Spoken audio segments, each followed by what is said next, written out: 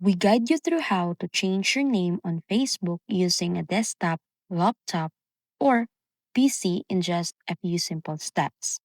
First thing you need to do is to open your browser, go to facebook.com, and log in. Click the profile icon at the top right, then select Settings and Privacy and click Settings.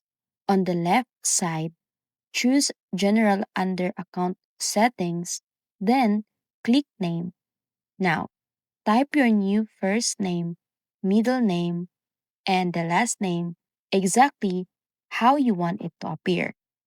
After editing, click Review Change, choose how your name will display, then enter your Facebook password to confirm.